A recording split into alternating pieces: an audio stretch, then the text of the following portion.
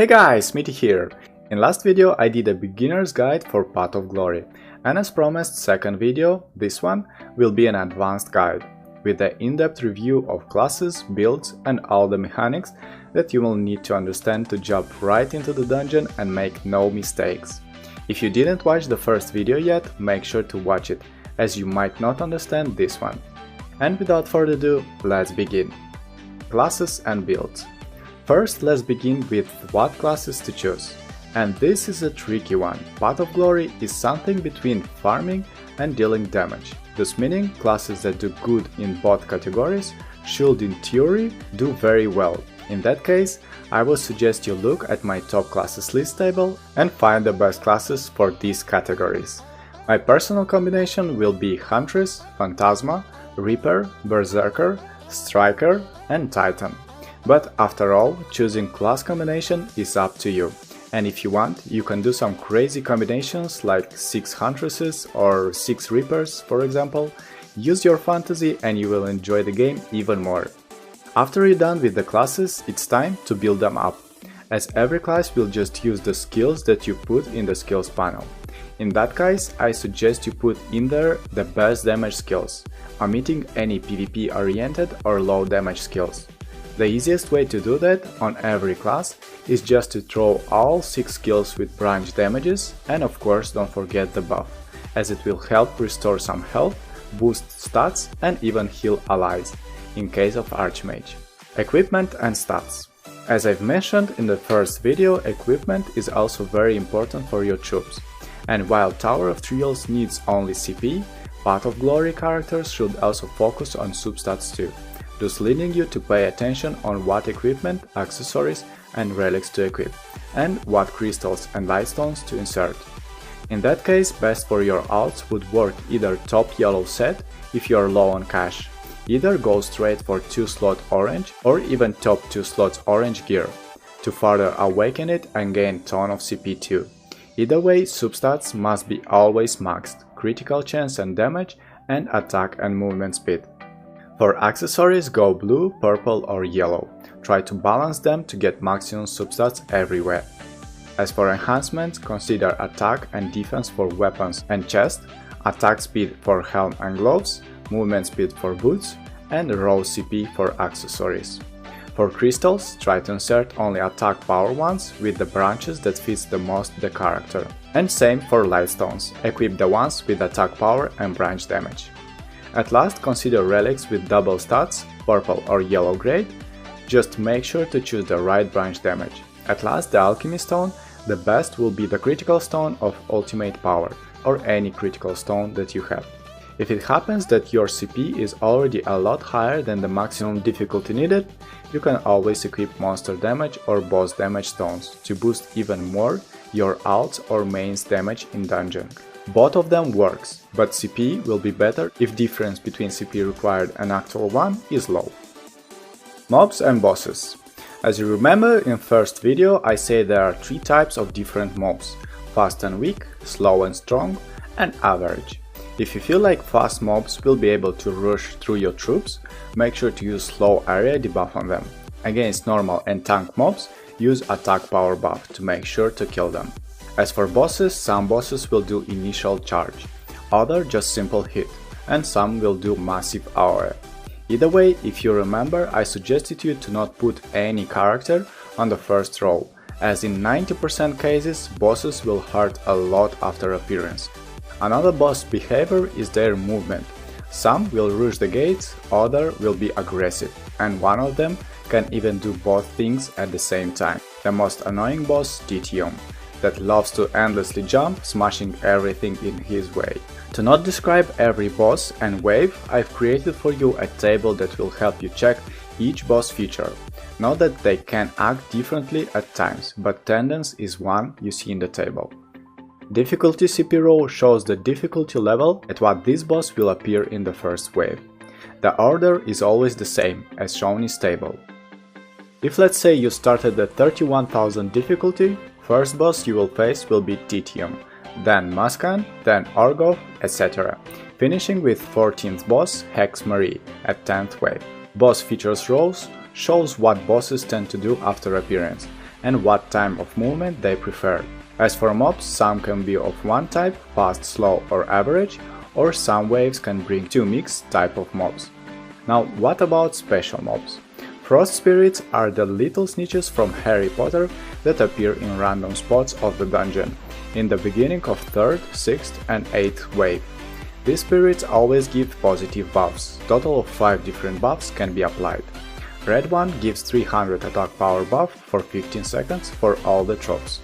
Green one heals everyone by 30% of their max health. Orange one casts whole area meteor shower that wipes the whole wave in one go. Blue one gives 6 extra mana, and golden one rises Alice tower level by 1. The 5th skill, upgradable tower. These spirits don't attack you, they just fly around and sometimes you might need 2 characters to kill them faster at higher difficulties. Second special mob is Nuver, that spawns in the beginning of the 5th and 10th wave. His spawn locations vary in the 2 middle rows, so make sure to not stack too many characters in there before it will spawn, as he deals a lot of damage when landing. And at last, the spiders that spawn from the second portal are very easy to deal with, but make sure to pay attention to when the big spider is spawned, and send extra character to bring him down before he explodes, as it can hurt a lot. Now that you know what bosses and mobs you are about to face, it's time to understand when and how to use the buffs. You start the dungeon with 9 mana and receive 6 mana for every defeated wave or by killing the blue frost spirit. Using the buffs always depend on the difficulty you might have in killing the mobs. Overall rule is try to spend the least mana possible to be safe for the hardest times. And the hardest times are when, for example, mobs are so tanky that they are able to reach the gates. In that case, consider using the attack power buff to kill them faster. But don't use it too early, as it will waste precious seconds of the buff that you will still need to kill the boss too. Same goes for faster mobs. If difficulty is high, most of times faster mobs might sneak through the front line and charge their way to the gates. In that case, use the slow buff right below the front line, where the damage output is the highest. Remember, Gatekeeper must only take care of spiders and some bosses that likes to rush. Third skill, Meteor Shower, sometimes can be used against very tanky mobs that don't go down even with attack power buff, but that will be the case on a lot higher difficulties, as for now that skill must be used only for bosses who manage to reach gates with more than 12 HP bars. In that case, it's not worth sending a main, just bombard him with Meteor Shower. Uraka is one of these bad boys. Healing is the lowest cooldown skill in your arsenal and costs 5 mana, but don't overuse it, as you will find yourself very fast without mana. Using it to heal only one character is a big waste, so before healing make sure to swap your troops' positions, bringing lower health to backline, and only after it's really necessary use heal.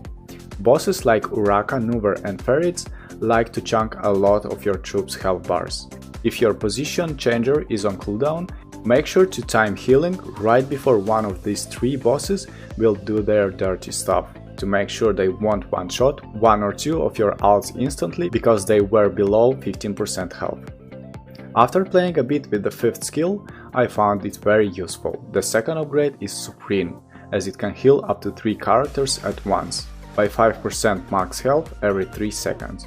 Meaning that in only 18 seconds it will substitute a healing buff that costs 5 mana. So if you are able to kill at least first 2 waves without using any buff, consider upgrading that tower as fast as possible, but only to second upgrade, as you might get lucky getting a golden frost spirit that will finish the work for you, upgrading it to level 3 right away. After you have level 2 tower, you receive amazing perma heal buff for your troops that you can use constantly to keep them healthy, swapping them back and forward into healing zone. At last, the elephant is mostly used for the last wave, when you just need to finish the dungeon and get the max reward. Use it as soon as last boss appears from portal, and just watch it finishing the dungeon for you. And at last, positioning. Just like with classes combinations, positioning can be decided by you. You can put them all in one line, choose a T formation, put them all near the portal or gate.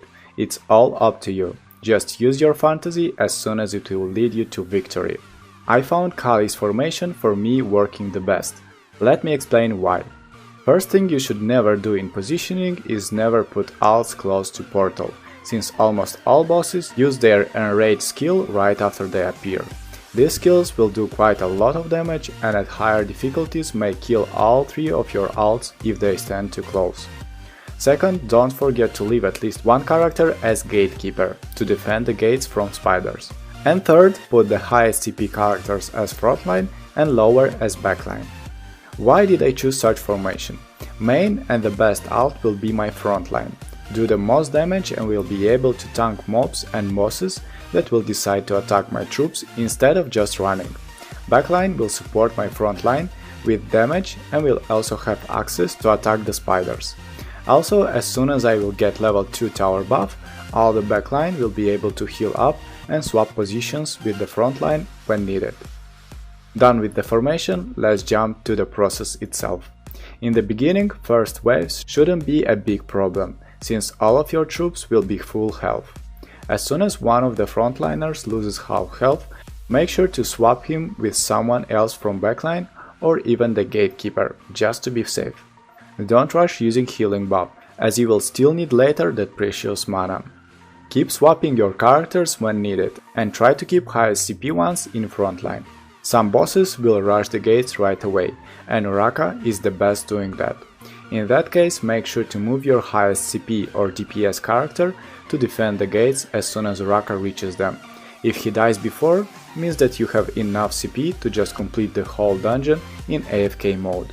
Same tactic should be used against any boss that manages to pass all the 5 characters and reach the gate. Just send the highest CP or DPS class to take care of it. Or in the worst scenario, just use Meteor Shower. Another positioning mechanic that should be used against Uraka is bringing both of your frontliners behind backline, since that ogre always uses his charge after spawn, most of times taking half health from both frontliners. Another similar mechanic should be used against ferrets. After spawn, he likes to breathe fire from high distance. In that case, I suggest you bring the frontliners right behind the boss after he starts to cast the fire breath, so your most powerful units will attack him from the back and kill him before he hurts somebody. And that was it for the advanced guide for Path of Glory. I'm sure there is a lot more tactics and mechanics to discover in that content, but I will leave it for you. Use your fantasy to make crazy class combinations and apply different position formations to make this content even more entertaining. If you find something that works best, make sure to share your results with your friends, guildmates and community. Hope now you are more than ready and informed about Path of Glory. Thanks for watching, don't forget to leave a like, comment and subscribe. That was Smitty, have a nice day.